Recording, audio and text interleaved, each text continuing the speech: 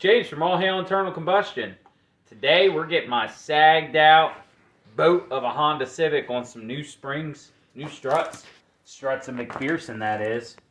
And we got a whole set, front and back. I got them on a Cyber Monday sale on Amazon. They dropped almost, I think like $80 off of them. So I had my eye on this set for a while. They got good reviews. They're adjustable.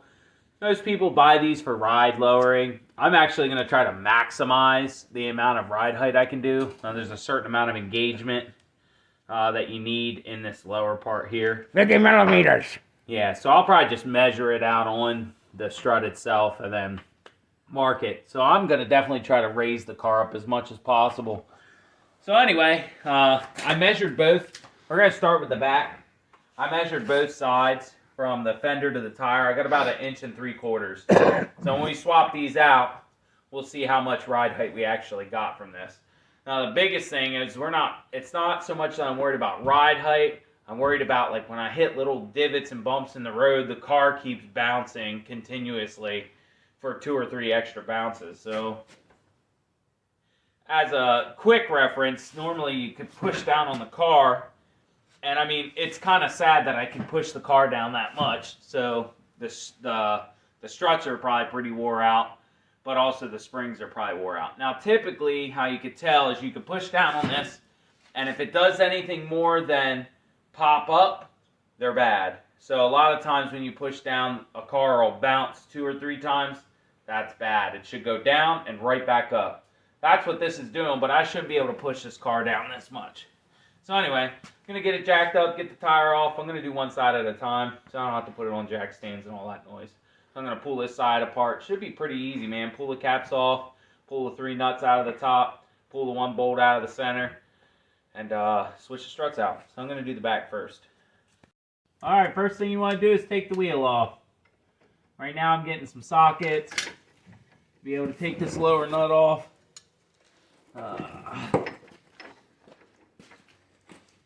Looks like, oh my God, much bigger.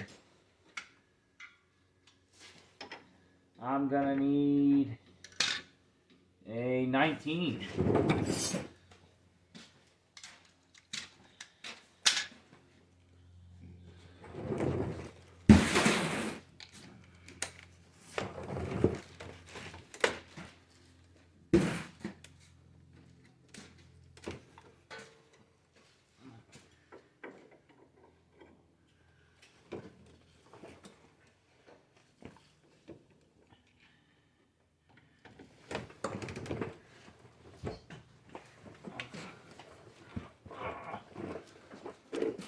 Who took the timer? Who took the timer?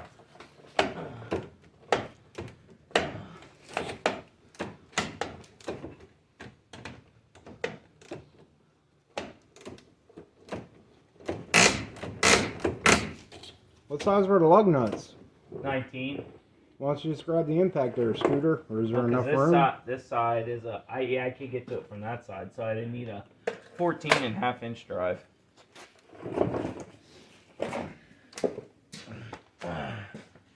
So 14 and a 19 for the lower bolts.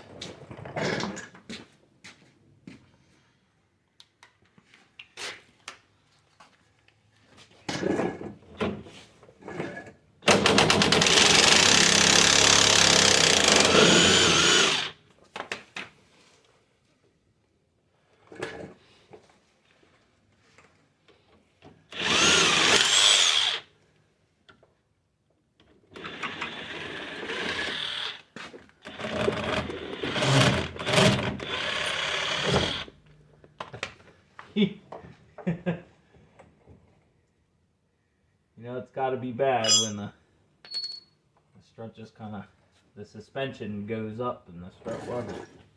Alright, well, that's done. Get that inside unhooked.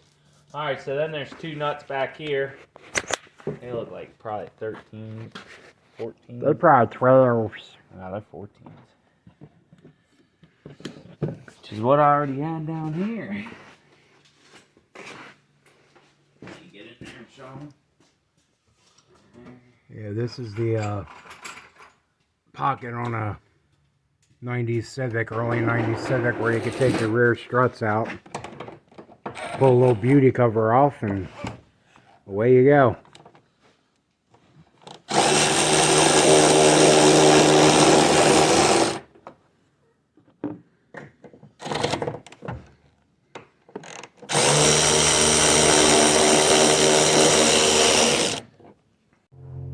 Alright, so what we had to do is we took this arm and unbolted it from the bottom side, and that arm dropped completely out of the way and let us get the strut out.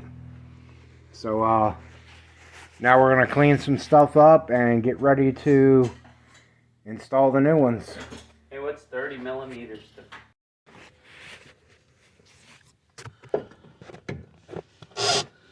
Alright, now we're going to try to get everything bolted back together. Here, let me pull the dumb pipe out of the way because you don't need that there anymore.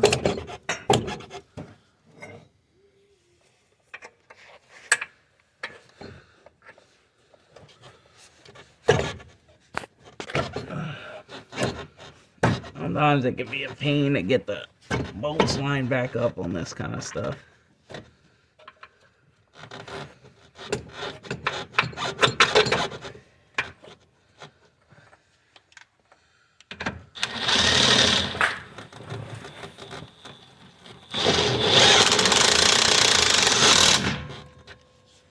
All right.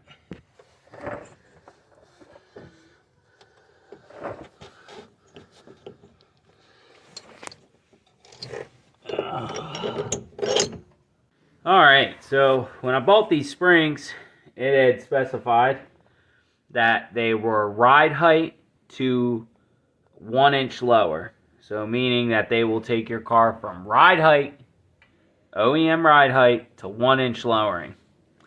So if you follow their instructions and say you need 30 millimeters, it said you need 30 millimeters of thread engagement compared to the old shock.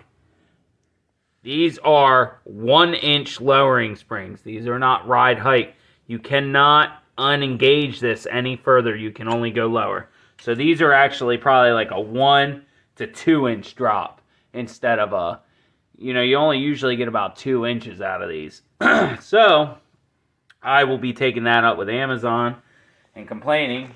They won't be getting these back because we're going to modify them. But I'm going to rub. The springs are a lot tighter, which I like. That's great. That's what I wanted. It'll hug the corners a lot better. That's why I want shock. I want spring adjustment. And you can't, people will say, oh, why didn't you just go get factory McPherson struts? Because Struts of McPherson. Struts of McPherson don't have adjustable spring tension. So you can't adjust how strong this spring tension is. And the reason you might want to increase or decrease your spring tension is, one, you might want to balance how your car is planting when it's taking off, but also for cornering. Tighter springs allow you to rebound out of corners faster for more acceleration out of the corner.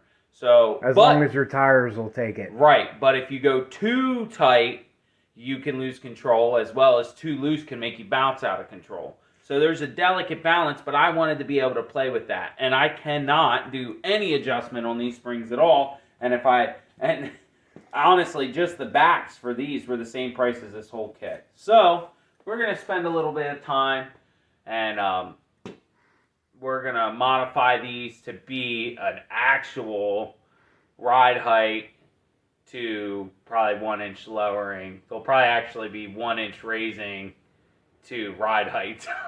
So we're hopefully, what I'm trying to accomplish is I didn't mind where the car rode. And I didn't want it any lower because I'm not an idiot. I don't like dragging my stuff across the ground, and I don't want to have to drive like a delicate little daisy, okay? I like to be able to know I can go in and out of parking lots without having any trouble. And this car's height is that right now. I don't have any trouble going in and out of parking lots, any transitions. Nothing will cause this thing to scrape right now as it is.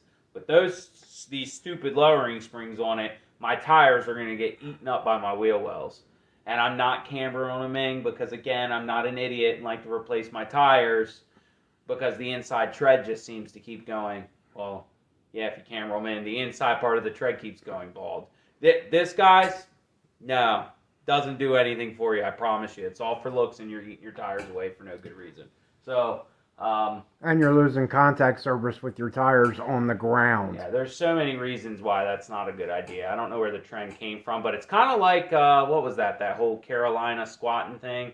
Like, I don't know what looking up at the sky is accomplishing, but the reason guys jack the back end of their cars up is because the car had so much torque and force, it would force the back end of the car down, and you needed that extra space so your tires weren't rubbing. It gave you more traction on the ground. There was a reason for tilting your car, raising it up in the back end. There's no reason for that. My son's walking around outside in 40-degree weather with no pants on. Not sure what's going on there. He's got underwear on, so we're at least safe there. These freaking kids nowadays. Okay, so this is what I'm planning on doing to this lower adjustable strut cut that we got for the Civic hatch. Now, if you'll look in there, our threads only go in about inch and a quarter. So what I'm going to do to extend the length on this, I'm going to cut around this line we put here. I'm going to put the sleeve over top of it, pinch it. I did some rosette welds, gusset welds on both sides of it after I drew it in, and then I'm going to fill in the center section once I squeeze it together tighter.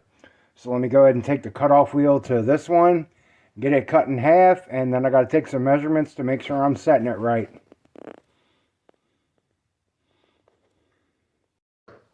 Well, Dad had another good idea. And the spacer worked. I'll give you the breakdown on that. Probably already showed in this video. Anyway, we just get gung-ho sometimes and just get it knocked out. Anyway, we spaced that piece 2 inches apart. It was a total of 5 total. So we raised it 2 inches. And so stock height, what did we say it was? 1 inch. 1 3/4. It was 1 inch with the factory ride with those. Yeah. So with the lowering springs in, it was at 1 inch. With the factory sagged out shocks, it was at 1 3/4. Now when I measure, we're at 2 1/4 inches in height. Now I'm going to let it ride there, and I'm going to do the same other side. We have the minimal engagement into the threads, 30 millimeters, which is like 1 1/4 inch, isn't it? You said? Anyway. Yeah, something like that. So we have the minimal engagement. We got our height now. I'm going to set the other side. I'll let the springs break in because they're going to sag a little bit once they get some time underneath the car, and that's fine. So I'm hoping that'll bring me back down to here. I can't go up anymore. So this is where we'll start baseline-wise. I got the springs tightened up, nice and stiff. We'll start there. Typically how I'll set these is I'll measure the distance between the jam nut for the bottom and tighten down the spring tension bolt. So then you can say, okay, I got 1.5 inches between these gaps. Here, I'll show you on here. So let's say, well, on these, you have, let's say 3 inches here. You set your other side for 3 inches here after everything's tightened down.